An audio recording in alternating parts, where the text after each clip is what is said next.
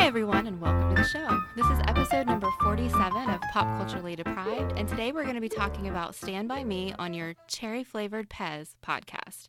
I'm Mandy Kay. And I'm Matthew Vose.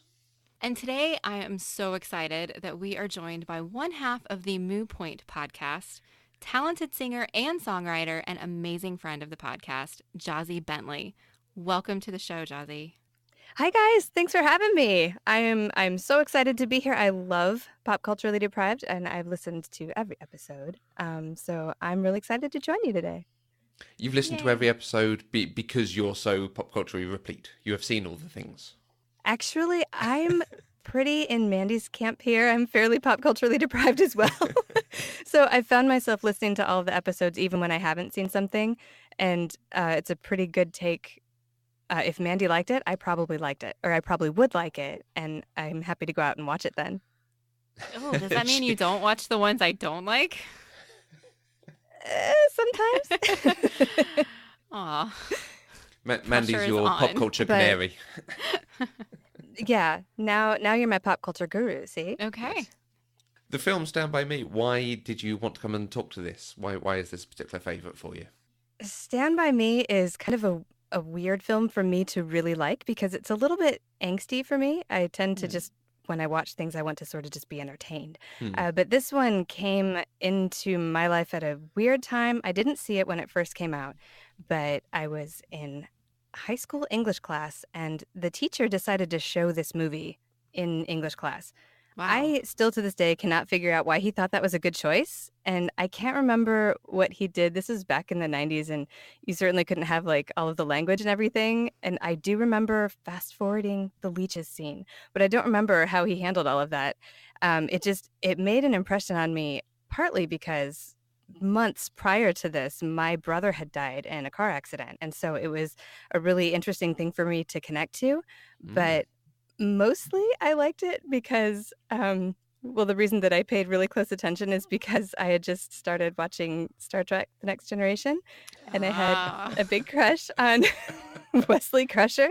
And now I stand firmly in the Shut Up Wesley camp. I mean, but I saw a kid on a spaceship, and I was like, oh my goodness, he's so cute. And I totally loved Wesley. And so I was so excited to watch this movie with Will Wheaton, and then it was creepy because he was like 12 and I was 18, and I just felt dirty. But either way, the movie stuck. I liked it. I've watched it many, many times since then and read the book many times. And yeah, it's just one of those things. I like almost all of the production elements, and sort of formative, a little bit angsty. Well, terrific. We will find out in a bit what Mandy thought. I can't wait. I know you have a crush on Will Wheaton as well. Will Wheaton? Yeah. Who doesn't? That's just standard, right? Yeah. Hey, Mandy. How come you've never seen Stand By Me? I don't think I even knew this movie existed until I embraced my geeky fandoms as an adult. I certainly don't ever recall hearing about this when I was younger, in that 90s time frame. So when I embraced my geeky self as an adult, I started following Will Wheaton, and probably learned about it when he blogged about it or tweeted about it or something. And so then I realized there was this movie that had all of these actors in it when they were kids that I thought I would be really interested in seeing. So I don't know why I didn't ever watch it at that point, why I saved it. Maybe in the back of my mind, I knew we were going to do this podcast one day and I was waiting. That's all I can figure. You were channeling your future podcaster. And you saved it just for us. Thanks, Mandy. Well, I did. And then I picked it for this episode of Pop Culturally Deprived specifically because it's my birthday episode, and I wanted to do a movie that I thought I would really like. So that's why I picked this one. Well, happy birthday. Everybody get ready for the Twitter shower for Mandy's birthday. Yay! And we'll still get this, like, someone will download this in, like, June 2018. Exactly. Hey, happy birthday, Mandy. Hashtag Mandy's birthday. Oh, I like it. Yes, we should do that. It will live on. We should do that. I love it. All right. Well, I have a very brief history and production section for you today. Stand By Me is a 1986 coming-of-age film directed by Reiner. Starring Will Wheaton, River Phoenix, Corey Feldman, and Jerry O'Connell, it is an adaptation of Stephen King's novella, The Body. And it is a movie about 4 12-year-old boys bonding as they journey to find the body of a missing child, which makes it sound way, way darker than it actually is. It makes it sound like a Stephen King story. It does. Yes, it does. I mean, it's pretty dark, but that sounds really dark. I believe that they changed the name of the movie from The Body to Stand By Me just to take out a little bit of the darkness. So you're not off on that. Yeah. So how were you able to watch the film, Mandy? This is another one where free trials of channels on Amazon came in handy. This was available on demand on the Sundance channel. So I signed up for the 7-day free trial and then promptly canceled it after I watched this movie. I forgot to do that on one of these, and then I ended up paying for like Showtime for an extra month or something. But I did take advantage of it, so it's nice. Good. Jozi? I own the DVD. I also own the Stephen King novella collection, and so I rewatched the DVD. I reread the book. I also listened to the director's commentary because I'm that nerdy. Do you have anything particular to regale us with from that, or was it obvious stuff? It's kind of obvious stuff as it goes along. It was interesting to hear Rob Reiner's takes on what came from him and what came from Stephen King, and he actually had a little more insight on some of the things that Stephen King said. So, okay. It'll kind of come up, I think. Nice. Over here, it's available on Sky Cinema, so I downloaded and watched it. Easy peasy. Okay, so going in for this, Mandy, it sounds like you didn't know a huge amount about it at all. What were your expectations for the film? Well, I assumed I'd like it, but as it probably already sounds like, I did go into this completely blind. All I knew was that it had those actors in it that I liked, and they were children, so I wanted to see what these people did as kids. And I had no idea it was a Stephen King adaptation. I didn't know there was a book, or I guess novella in this case. I had no idea. Literally, all I knew was that this was a movie Will Wheaton did when he was 12, and it was called Stand By Me. Full stop. So when we recorded it, I mentioned Stand By Me as a Stephen King thing, and you didn't react. I'm like, I'm not sure she's not noticed or just knew, and it's such a mundane fact. Nope, I don't actually have a recollection of that, and I probably didn't hear you, which is why I didn't react. I don't know. I don't listen to you when we podcast. No, well, clearly. Like I'm talking to myself, so... I think that was one of the things that turned me onto it so much after I watched it, is that I heard that it was a Stephen King adaptation, and it seemed so out of character. So I went straight out and bought the collection. It's one of 4 stories in the collection's called Different Seasons, and they're all very different. It also contains The Shawshank Redemption and another novella that became a movie called Apt Pupil, which is one of the more disturbing things I've ever read. So we don't need to talk about that. I've never seen that movie. Yeah. But I agree, Mandy. It just seems like a departure from the usual horror visuals that he loves to put throughout all of his books. Okay, Mandy, you listed a lot of people at the beginning who made and are in this film. What is your experience of the various people? Okay, I'm really excited about this because I have experience with all of these people, and that's very exciting to me because I never know anything about anybody. So we'll start with Rob Reiner, who directed this. This is at least the second Rob Reiner film we've done on the show, because we did When Harry Met Sally. He also directed The Princess Bride, another Stephen King adaptation, Misery, and A Few Good Men. I love all of those movies, and I've seen them all, which is fantastic. Can I ask a quick question on Rob Reiner? Have you ever seen This Is Spinal Tap? No. Excuse me while I add something to the list. Hang on. Yeah, basically. Okay. Hang on. Turning that up to 11. I've heard of it at least. Good, right. And on with the actors. All right. Well, obviously, you guys know that I've heard of Will Wheaton because we've already talked about him. The next Star Trek, The Next Generation, he had a recurring character on Eureka. He plays himself on Big Bang Theory. I follow him on Twitter. I read his blog. I kind of stalk him, which is terrible. I met him at Awesome Con this past June, and I have a picture with him, which is fantastic. I'm really not a stalker, you guys. Sure. Like it. Hey, Will, call us. Yeah, you also love the audiobook he did, so you can listen to the sound of his voice.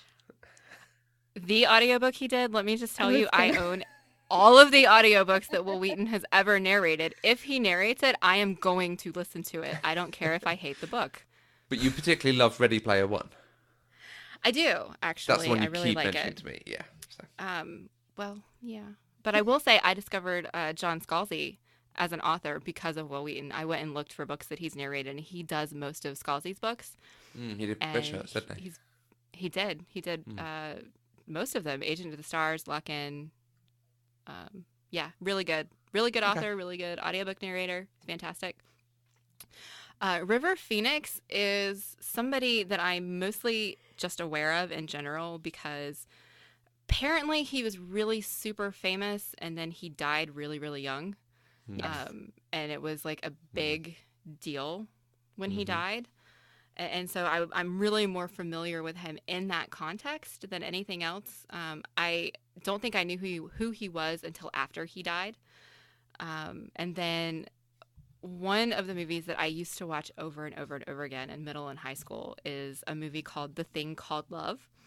It's about country music songwriters, and River Phoenix starred in that, which was fantastic. And then I remembered that he played young Indy in The Last Crusade. Yeah, his story is a real shame. It's a little bit like Heath Ledger, but we never got the great performance from River Phoenix. Right. So, but he had so much potential. Exactly. There is at least one more of his films on the list, so we will see him again. Oh, okay. Corey Feldman.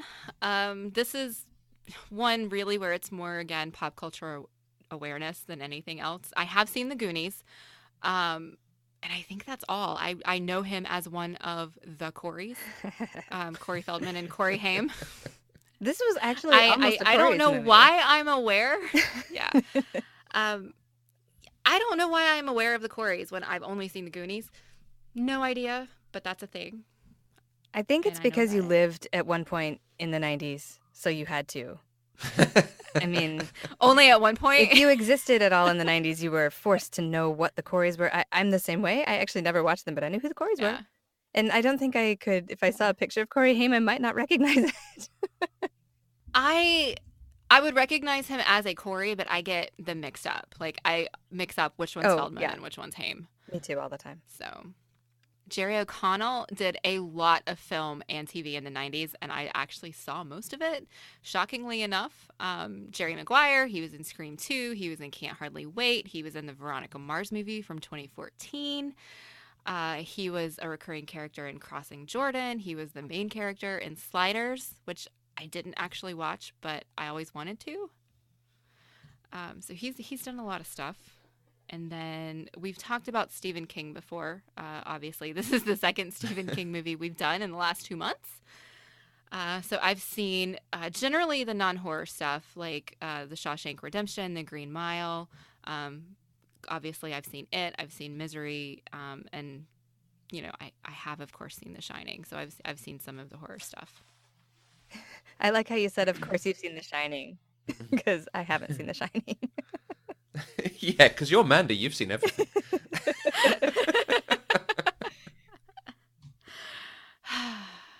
So this is an example of the great coming-of-age film. Young adults, people on the sort of verge of becoming teenagers or even adults, go on some sort of adventure, have some sort of change of worldview and experience that allows them to grow up. What's your experience of films like that? Have you seen Crossroads is basically what we're trying to get to. Oh, well, okay. Yes, I have seen Crossroads. What? I'm sorry. Yes, I have. Okay. Have you seen Crossroads, Jozi? Struggling to answer. No, I haven't seen Crossroads. See, I saw a preview for Crossroads. That kept me out of the theater. Okay. But I also had a strong dislike of Britney Spears at the moment that Crossroads came out. That's a character flaw on my part. I am going to go ahead and say that. Mm-hmm. Most of the movies that I can think of that are in that same like coming of age adventure are not dark and deep like Stand By Me is, and so I hesitate to call them similar. I mean, like The Neverending Story or Honey, I Shrunk the Kids, or oh, I don't know. I'm sure there are many others, but you know, those are fun movies and they're fun adventures. And Stand By Me is about kids who have a lot of issues, and there's a lot of death in this movie. Yes, that's They're true. not the same. Stand By Me Okay. stands alone. Okay, we will revisit that point shortly. Right, Stand By Me. Did you enjoy this film? I did enjoy it. I Yay! honestly wish I had found it when I was younger. I think this is the kind of movie that while I find it slightly hard to talk about articulately, it's the kind of movie that speaks to my soul because of the friendships the boys had. So even though it's kind of a dark subject matter, I really enjoy seeing those kind of relationships when they're good and they're healthy and they're valuable, if that makes sense. Because I mean, these kids had a lot of really bad stuff going on in their lives, but at least they had each other. I think that makes perfect sense. I think that's part of what they were going for. Yeah, it's not usual to have. I mean, almost any film in Hollywood, but films that depict kids who are, in inverted commas, the wrong side of the tracks. Right. Usually, when you see, and again, coming of age things, it's about getting a car and going across the country, or growing up in a nice suburban neighborhood. These kids are not those archetypes. Right. And usually when you And have Gordy's the closest. Gordy's close, but Gordy's host because those parents are gone. But usually when you Yeah. see something like this, kids of this type in a coming of age type movie, it tends to be darker from the beginning and just keep getting darker. Like if this were the typical movie about these kids, the death in the movie would have been one of them. Like for sure. Somebody would have died by the end of it instead of them going to find this random stranger. Because we open the film knowing that one of the kids is going to die. Like they make that link really quickly by showing the headline with his name, and then very quickly the narrator goes, "My friend Chris." Right. Right, but often that is actually like part of what makes the kids grow up is that they like have to go through this thing of losing their friend or seeing some horrible thing that happened specifically to them. This is just these kids kind of navigating it. To them, they seem to think that it's just a fun adventure, but it actually is more formative than they believe, and that seems to really only sink into the two of them, to Gordy and Chris. Yeah. So that, I think, leads me to the question I thought of when Mandy was talking about similar coming-of-age films. Other films that we could easily compare this to, maybe like a Goonies. It's not quite apt because those are films made for young people. Right. So they're exciting and adventurous, but also sort of tell them a bit about the world and friendship and, working as a team and have some sort of moral code on there as well. This film doesn't, and it's actually about these kids' situation in life and trying to get out of it and dealing with depression and adults and the pressures of life around them. And it's told from the perspective of the narrator, who has just realised this kid who was so important to him has died, even though they've not had contact. So, who is this film for? Is it actually a film for adults to have nostalgia over? Is it a baby boomers film? That's a good question. This is me thinking. Is it both? Is it a sort of coming of age film that kids can watch and go, oh, hey, these kids bond and it's good to be friends? I think... But it's also got something for adults. I don't know. I think as a kid watching this movie, you just really wouldn't get it. I remember I was a teenager when I watched it, and so it wasn't quite as shocking to me as it would have been to, say, a kid their age, a 12-year-old watching this. And again, this is, from the 90s perspective, a 12-year-old kid in the 90s probably wouldn't have really had the depth, I don't think, to understand the bigger points. I think they would be impressed by how cool these kids were and how they had these big ideas and they were talking, especially Chris, who seems, just wise beyond his years, right? But I don't know that they would have taken away from it that this was such a formative event. Because I don't know that 12-year-old kids are looking for a formative event. Yeah, I think it's the kind of movie that if a 12-year-old had watched it, they probably would have liked it, but for very different reasons than I liked it as an adult watching it. Like you said, it's about the adventure. They're, dodging trains, and they're, going on this adventure for 2 days away from their parents. They got away with it. And, and one of them, brought a gun to play with, and just like all of this exciting, campfire, making the food on the campfire and those sorts of things. Those are all the adventurous things that a 12-year-old would be really interested in and think, wow, I really want to be like these boys. Not really thinking about the friendship that these boys have with each other, and that the journey that they go on kind of emotionally throughout the movie. And so I think both audiences are valid, but I think the adult audience is going to get more out of it. That's the right way to say that. Yeah, way to sum that up. Okay, so what are the big changes of this? As with most Stephen King stories, it's set in Maine. Right. Where he grew up and where these sort of formative events happened for him. But it's now set in Oregon. Does that impact it at all? And why would they change it? Is it a production decision to change it, or does it actually do something to the story? There's lore that one of the early people working on it had misread the word Portland and forgot that there's a Portland in Maine, and so they put it in Oregon. There's lore that's never been confirmed. I mean, personally, it sounds daft enough to be believable. Exactly.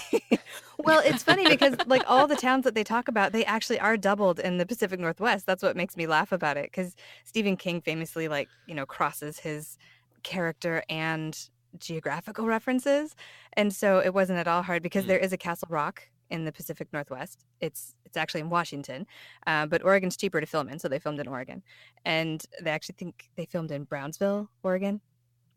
And I don't think it impacted it at all. I think the most lasting impact of the geography was that Castle Rock became the name of Rob Reiner's production company, because he connected with this film so much. It was one of his first really big things, and so he actually named his production company Castle Rock, which I thought was cool. But I don't think it changed the gist of what was going on.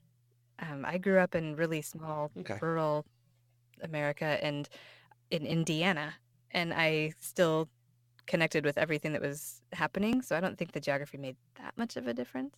Okay. So the train tracks. Those were in Redding, California.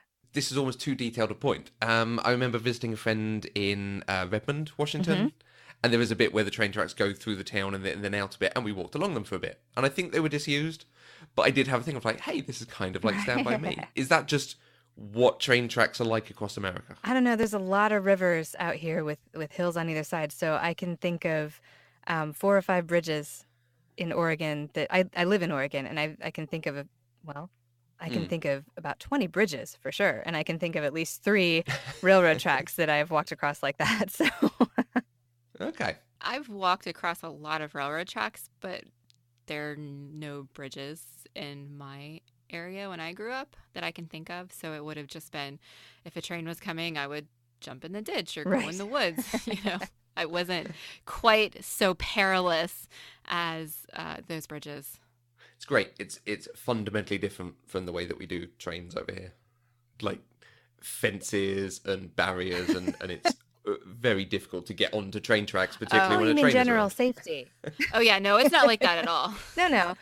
Yeah. Yeah, no, here it's just railroad tracks in the middle of a field somewhere, and you can just walk right on. One of the great pastimes is, pressing coins on the railroad tracks and then standing there and watching the trains go by and squish your pennies. Yes. It's true.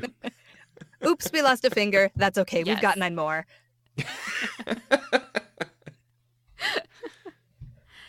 I will say I have never tried to dodge a train before, because that just freaks me out.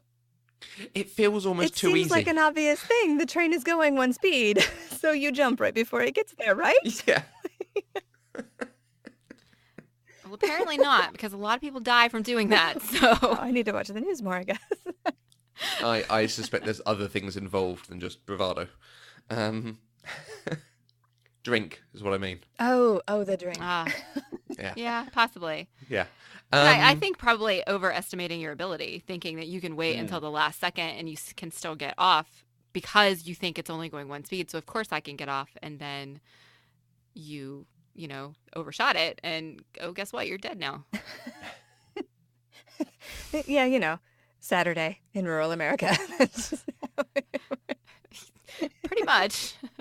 So the setting of it, is that something that appealed to you watching this, Jozi?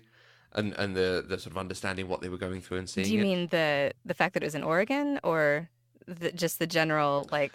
No, just because you were age appropriate on seeing it and the situation of it. You, like you said, you could kind of Oh, relate to absolutely, yeah. I mean, I was older than these kids, but I, you know, situationally, that's not a word, I don't think. I had just gone through exactly what Gordy was going through. I mean, I was still in the midst of it, and these kids were like my people. Like I actually, this wasn't the crowd that I would have run with, but I understood everything that they were going through. You know, these would have been like the scandalous kids and the bad kids that I was a little too nerdy to hang out with. But everything that they experienced and said and their reactions, that just spoke right to me. It was exactly how I remember my youth being. And so I didn't know if that was because of the setting or if that was just kind of universal for kids everywhere. I really don't know how much that had to do with it. I do know that my relation to Gordy's story definitely struck me at the moment that I was watching it. I don't know if it would have hit me as much now, but I think everything that he was thinking and feeling was absolutely true.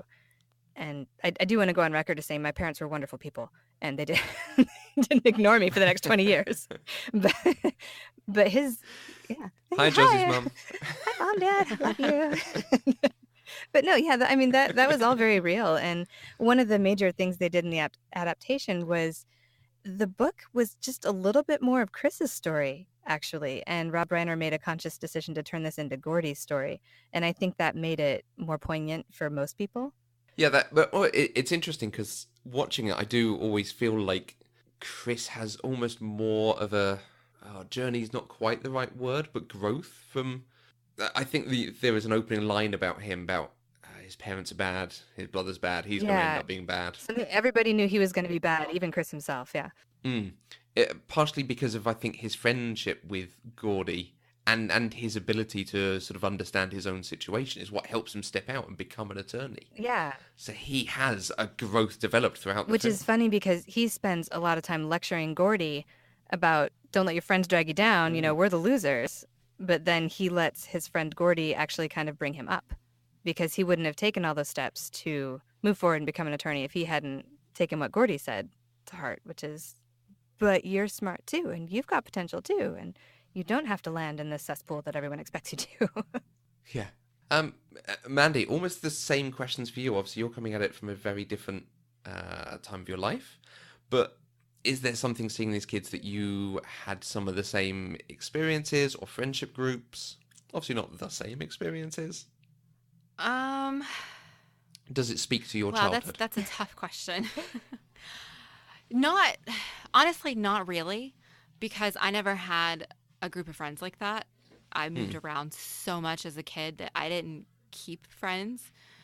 And then the friends that I did have are not still in my life now.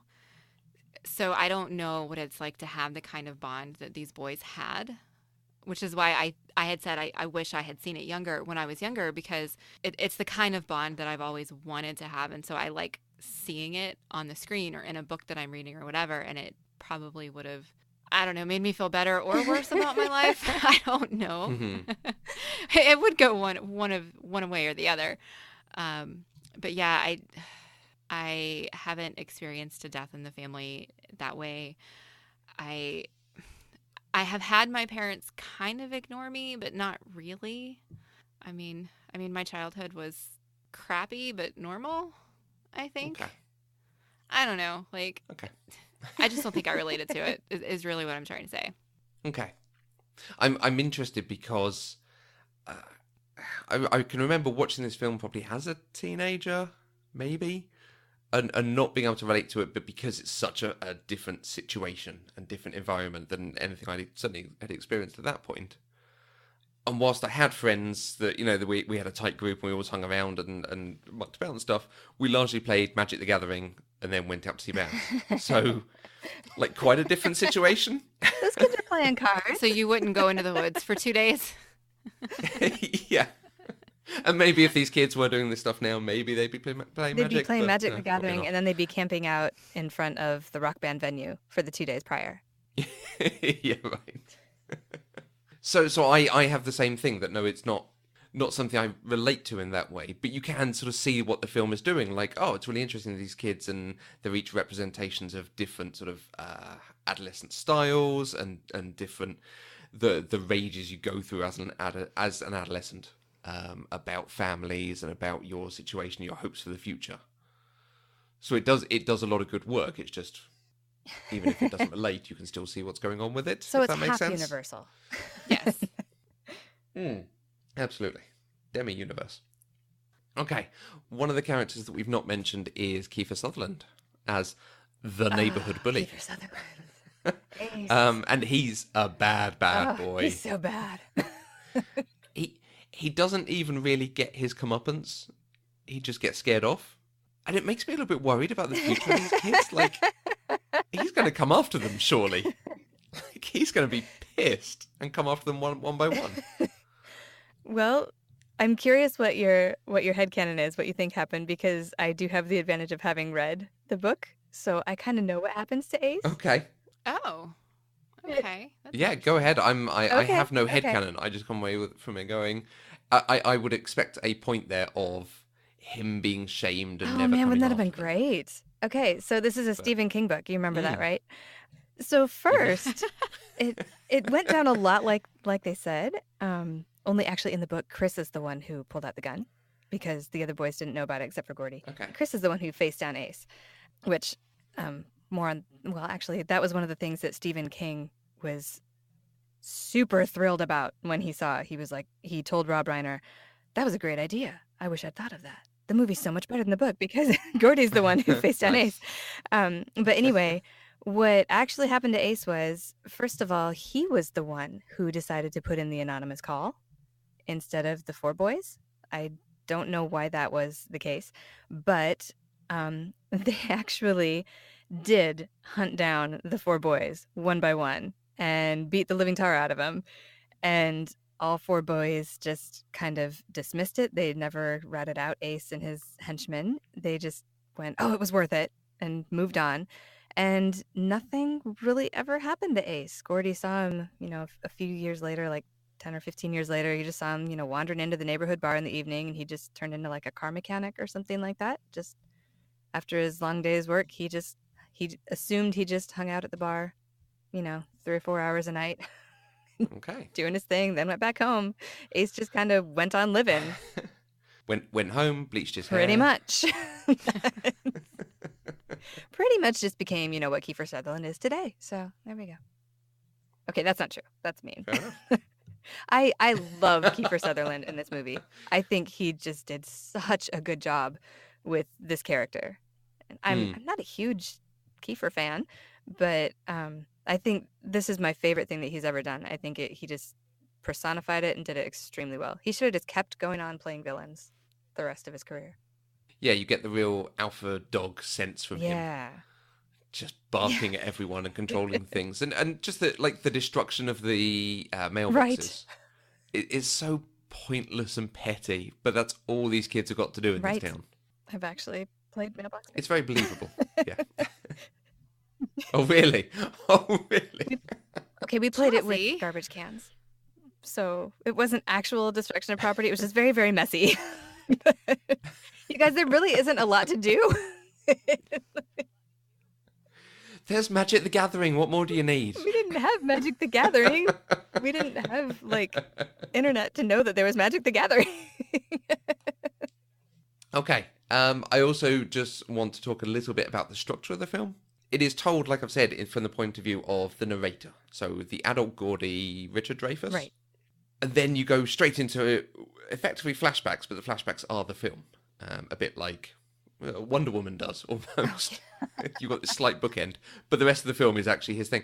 But then even within that, there are further flashbacks, where you see Gordy having flashbacks to his brother. You have and the it's not a flashback, but the bit where he's telling the story about the pie eating competition. I think there's even other moments in that where you see flashbacks to other things going on with some of the kids. I really like this sort of story within a story within a story. Right. It really works to root you in what's going on and show you what's happening with each of them, whilst also, I don't know, it sets it up almost like a fable or some sort of fairy tale story. That's really good because I actually never even put that together, that it's like a triple tiered flashback thing. I know that it was written semi-autobiographically. Is that the word? Which makes the makes the flashbacks even more like, makes the Gordy flashbacks even more effective, I think. I mean, they did actually happen in the original narrative. I don't know that they actually happened to Stephen King. But it is this multi-layered effect. And then instead of, when you mentioned the pie eating competition, like the cartoon aspect of that as being a story told instead of that really, gauzy flashback, terrible memories thing, dreams that are happening, that's just so stark. And it's so funny to see the difference between these really depth-filled flashbacks to this. Now we're just boys sitting around talking about barf. And this is awesome. Yeah. And I do love that moment where the boys are then like, hey, Right? but what happens then? They want to know more of the story. And he's like, no, I'm a writer of a short story. So it's just a little thing. And I love... But they want him to continue and become the novel writer he will be. I love that Teddy's version of, you could have had a great ending, like he goes home and shoots his dad. Yeah. Excellent. No one sees that this kid's got problems, but it's okay. And unfortunately, this is very much a time where it can be, he's going to go and enter the army. And we know there still will be wars to be fought. So there is a place for him as a kid. The other ones are still trying to work out where they fit in this world. Actually, that was added by the movie. Yeah, Really? I hate to be the nerd who's Okay. like, that's not how it was in the book. But it was actually No. really strong, it was a big talking point in the book. Teddy's dad had actually burned both of his ears, so much that they were just little lumps, and he wore hearing aids, and his eyesight was so Oh. bad. Everyone knew that he would never make it into the army. But they just kept telling him, yeah. Well, one day when you get to the army, because they knew that would be the thing that finally put him over the edge, knowing that he couldn't go into the army like his old man. Actually, both Teddy and Vern in the afterthoughts, they both pass on quite early. I forget what happened to Teddy. Vern died in a house fire, I think.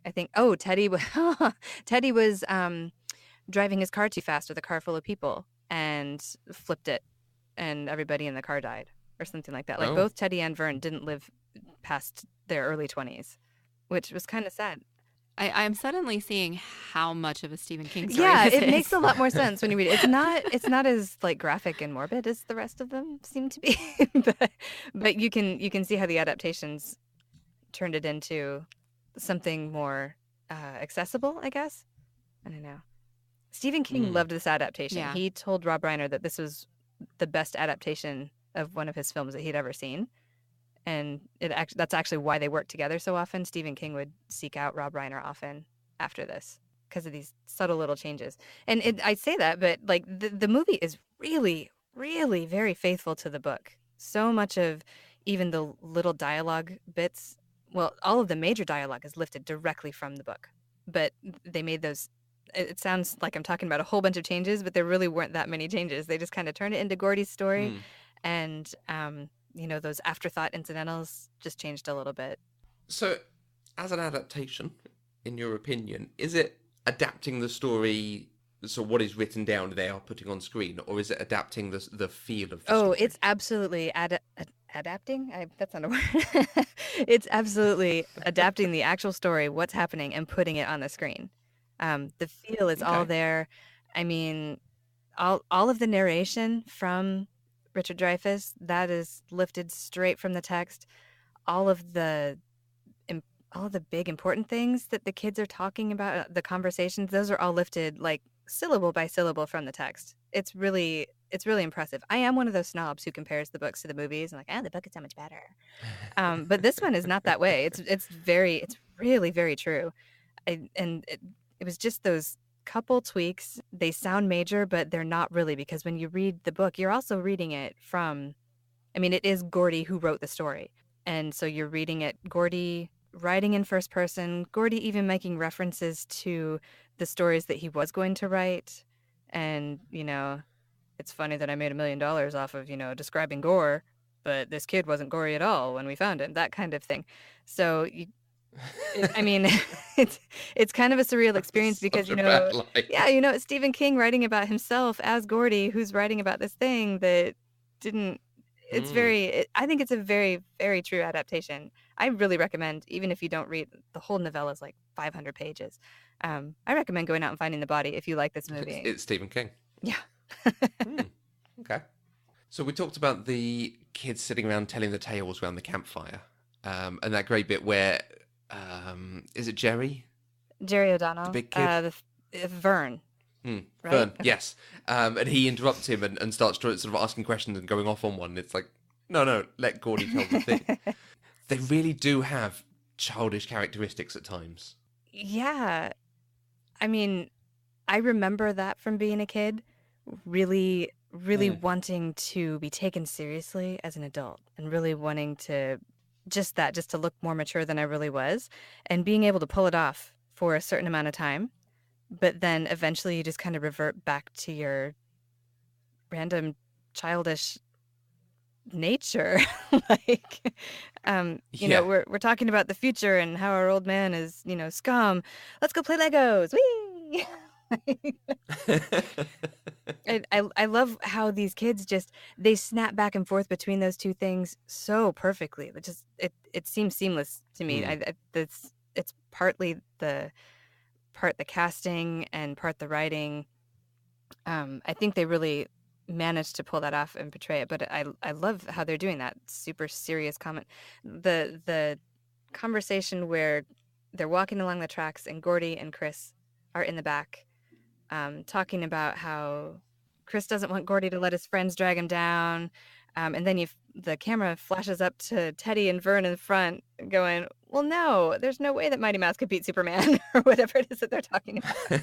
And these two conversations are actually happening at the same time, and they're both totally real.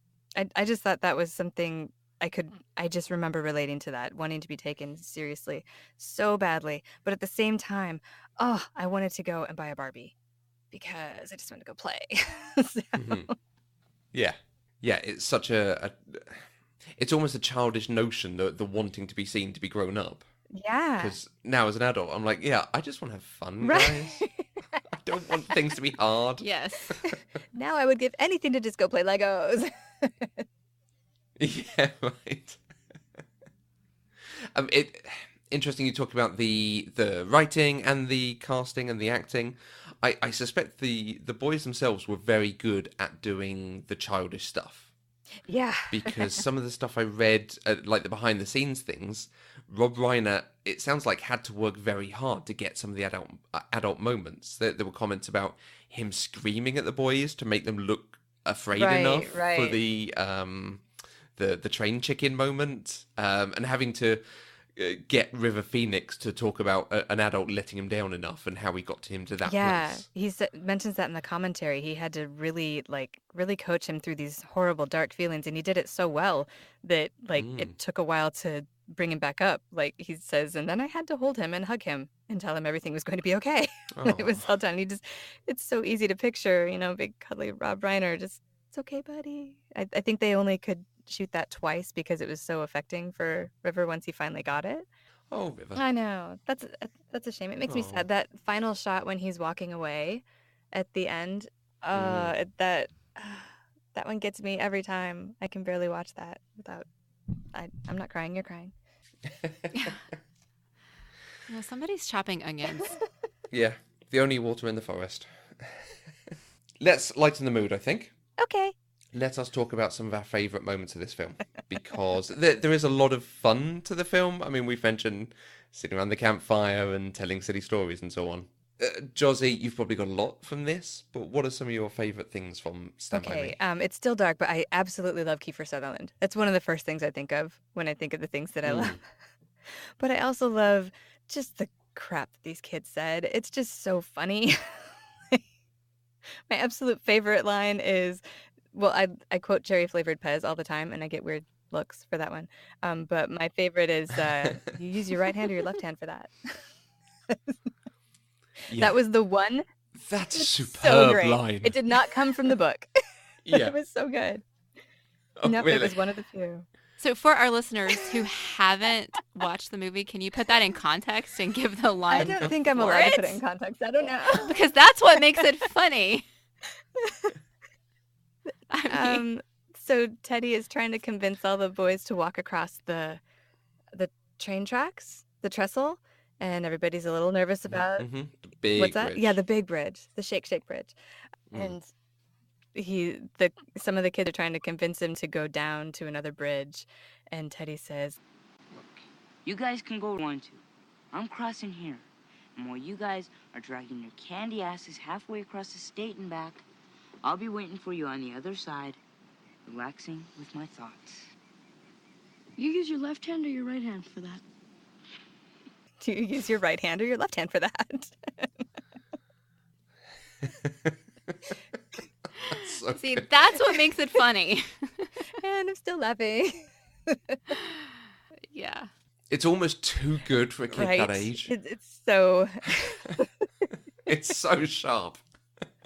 Well, you certainly don't expect it to come from Gordy Right, or Will exactly. Wheaton. Will Wheaton. He's just so quiet the whole time, and that's like one of the most biting, cutting things that anybody says. I love it. Yeah. Yeah. I mean, the bit at the beginning where they're sat in the treehouse ribbing on each other. Right. It just ends up going so far. I mean, I love a good Yo Mama joke. I love a good Yo Mama. But there's enough in this thing that I'm just like, okay, boys, move on. But Yeah. they're Then it- 12-year-old boys. That's what Yeah. they do. The well is deep. So. Hmm. Mandy, did you have any favourite things to discuss? I had two. One was John Cusack as Gordy's brother in the flashbacks.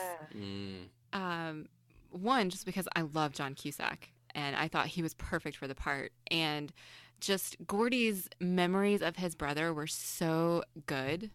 He loved his brother. He idolized his brother. And you could see that in those memories, the way his parents were ignoring him, but his brother wasn't, and that sort of thing. And I really, really liked it. I liked the portrayal of it. And I know all of us, I think, have talked about the casting of this movie as we've been talking about it. And I think it was just perfect. I don't know that they could have done any better with the casting. And I found a quote from Will Wheaton about the casting, and he said, Rob Reiner found 4 young boys who basically were the characters we played. I was awkward and nerdy and shy and uncomfortable in my own skin and really, really sensitive. And River was cool and really smart and passionate, and even at that age, kind of like a father figure to some of us. Jerry was one of the funniest people I had ever seen in my life, either before or since. And Corey was unbelievably angry and in an incredible amount of pain and had an absolutely terrible relationship with his parents. And I mean, that is exactly those characters. And rather than throwing them right into shooting the movie, Rob Reiner actually put the 4 boys together for 2 weeks and made them play theater improv games so that they could kind of get to know each other and build camaraderie with each other. And that's what led to all of them having a real friendship. And Will specifically said that when you saw the 4 of us being comrades, that was real life, that's not so cool. acting. And I feel like that comes across when you're watching it. And I just think that's really cool. Yeah, there are some really, I love that, because there are some really long shots of all 4 of them having a conversation together. And the fact that they could pull that off shows that he really had his work cut out for him, but it really worked well. I love that. Yeah, and it's a really good idea to give young actors that sort of coaching experience as well, to make them more comfortable with the process they go through. Although there are a lot of stories of them getting up to shenanigans. and more Oh, I behind the believe it. scenes. So maybe not the best idea for so long, but fair enough. What about you, Matthew? What were your favorite parts? A couple of things to mention. I love fairly early on where they're starting out on the adventure, and Gordy and Chris has given the gun to Gordy, and he says to him, "Is it loaded?" "No," and he fires it, and there's just this reaction shot of the two of them in sync, going, "Jesus, Jesus! and their faces is amazing. It just, I don't know how many takes it must have taken, but the sort of in sync, wide-eyed fear of both of them. I searched and searched for trivia on how they got that reaction out of them, and I never found it. It's so good. I think I will try and either screenshot it or GIF it and put it up on Instagram for us, because that's really good. I also always like to talk about the some of the production and some of the camera trickery we see, and the bridge moment with the train coming across at them. It uses so many different techniques, but really well. Right. So there's a number of shots like from the side where the train's actually going really quite slowly, but because they're running Right. so fast, you can see it, but you don't see it in the quick shots back and forth. There's a number of the shots though where they're clearly acting to, I think it's being projected behind them, so it's like they're pretending to jump away from it, but it's actually just a cinema screen with it going on. There's a slightly different shade of color to the train itself, so it feels that sort of thing. But there is a great long shot from in front of them where they're running towards the camera, and the train, it looks like it's right on them. And it's been done with a telephoto lens, so like a massively zoomed in lens. The train's like a mile away. It is nowhere near them whatsoever. But the way it's shot, it looks like it's right on top of them. Mandy, you remember from The Graduate, that shot of him running where it looks like he's running on the spot? It was done in the same sort of way. And it's just all these different techniques. It actually makes the whole thing quite exciting because you can just see this train getting closer and closer. But actually, it's just a really slow train. I totally bought it. So Vern probably could have actually continued to crawl across the think he bridge. crawled Yeah, faster than he absolutely. was I mean, the running. guy on the train does not slow it down. Yeah. He could have just, like, fallen through the gaps. That's what I think that's what he was couldn't afraid figure out of. why they wouldn't just like swing off to the side, but that's because I was a monkey and I like to climb trees. So but agreed. That was so well done. I was total. Every time I watch it, I'm still kind of on edge, like, oh guys, run faster. I think they actually used stunt doubles for some of the shots as well. The stunt doubles were actually described as very small women with cropped cuts or cropped haircuts. Like, Okay. very small women. What does that mean? And it's just thinking back on it, there's two big scenes with Will Wheaton Oh running. yeah, Chopper. And I love I can't Chopper. think of anything else I can't think of anything else of him running, but he's quite a good runner, clearly. He does the Tom Cruise thing, pumping his arms. Watch my hair blow in the wind. I will say it did look like he was running as absolutely fast as he could in that junkyard scene. Like, I mean, his face Which was is really funny because strange. that is the one thing that he was actually much faster than River Phoenix, and he had to slow down. So he was totally acting like he was running very fast. Oh, that's funny. Magic of cinema. All right, you guys. Is there anything else that we need to discuss about Stand By Me? I think need is a relative term. One thing that occurred to me when we were talking earlier, you mentioned about the two Coreys, Oh yeah. and you don't know why you associate them together. And we have Kiefer Sutherland with his lovely bleach blonde hair. I want to talk about a film with a bleach blonde vampire who's kind of cool, who hangs out in very cool settings and is just generally awesome, that also has the two Coreys. Mandy, have you seen The Lost Boys? I think so. I mean, I know it's a movie about vampires that has Kiefer Sutherland and the Coreys in it, but I don't know anything else about it. I feel like I probably watched it when I was like 8. So Really it's the wrong just time to not watch in my brain at all anymore. Yeah. I don't have a comment about that, but if I did actually watch it, and I think I did, I don't know anything about it other than who's in it and that it's about vampires. I think it might be one for the list. You know, that's actually my extent of the knowledge of my knowledge on it as well. So it sounds like one you should add. Yeah. Yeah. The origin of a smoking Billy Idol-esque vampire. I think we should I'm see on that. board with this. Okay. You can Add it to the list. totally see the references I'm making here, right? Yes. Those have not gone over my head. You can and see I how I'm don't trying to think they've turn gone you over onto this Jozi's head. film. Yeah. And one other thing that I did mean to mention during the bit about the shooting of this film, the cinematographer for Stand By Me is a chap called Thomas Del Ruth, who has done a number of films, another of very random films, but he's the cinematographer for the pilot of The X-Files, or director of photography by that point, but arguably gave The X-Files some of its look. He's also the director of photography for The West Wing. Oh. So gave The West Wing a lot of its look. So is that where the walk and talk started? Because these kids did a lot of walking and talking. Yeah, it's probably him and Tommy Shalami coming up with it, but yeah. Yes, I wanted to mention that because that's the guy who made The West Wing. So that's the extent of what I want to talk about. I think I'm going to add Lost Boys to the list.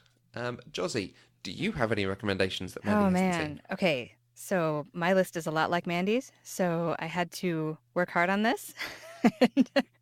and I think there's a couple movies that I know and love that were not on there. So in the spirit of things filmed in Oregon, because that's one of those things that everybody gets really excited about when they come to Oregon, is all the movies. Mm-hmm. So you've watched Goonies. Have you seen Short Circuit? Okay.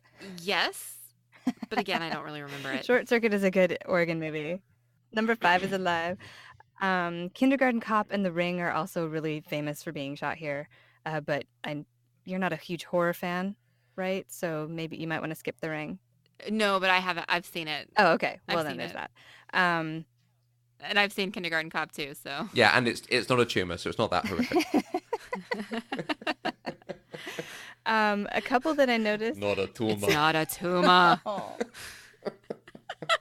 I will still watch that movie any day of the week. A couple of my favorites from when I was a kid that were not on your list, that maybe you've also seen, Robin Hood, Prince of Thieves. I have not seen Men in Tights. I mean, Robin Hood, Prince of Thieves. I mean, this is okay. I've seen neither of them. How about I that? recommend adding them both to the list for a double episode. Have you seen Top Gun? That's going to be a very short episode. I watched Prince of Thieves the other night. It doesn't hold up. I know, but that's the beauty of it. Okay, you were asking about Top Gun. Top Gun is actually on the list. I missed it. Okay. And a couple of my favorite music movies are The Wedding Singer and Walk the Line. Have you seen either of those?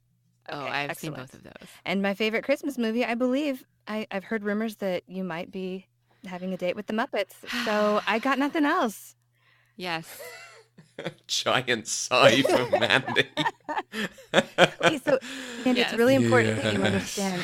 Our listeners betrayed me. They're not really alive. Our listeners betrayed me and voted for the Muppets. Yeah. So that's how I feel about that, you guys. And so you already kind of know how part of that episode is going to go. It's not even all the people who voted. At least one person. I no word on who that one person is. I'm going to just stop talking now and start singing Christmas Carol songs. Christmas Carol songs? I mean, a Muppet Christmas Carol songs. I may or may not have the soundtrack. Not Christmas carols. Christmas Carol songs. Oh. Who songs these? They're carols. Okay. Well, if you have any thoughts or feedback for us, you can use the hashtag PCDeprived on Twitter. You can also find us on Twitter, Facebook, and Instagram at Eloquent Gushing, or you can email us at podcast@eloquentgushing.com, or you can leave us a voice message at speakpipe.com/eloquentgushing. What I'm trying to say, you guys, is there's a lot of ways you can get in touch with us, so please do. You can also find each of us on Twitter. I'm at Mandy K. And I'm at Matthew Vose.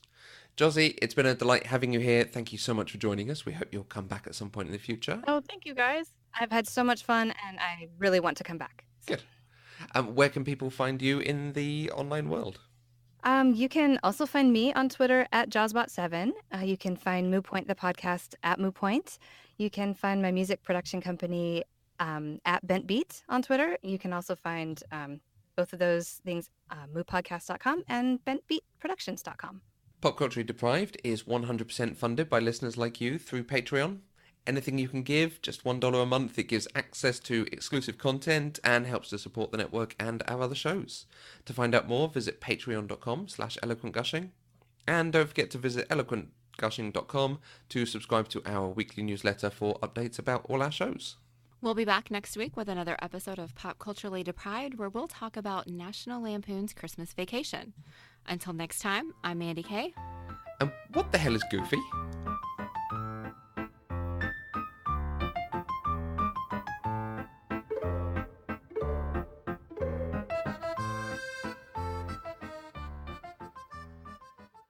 Pop Culturally Deprived is an Eloquent Gushing production. For more information, visit eloquentgushing.com or find us on Twitter at eloquentgushing.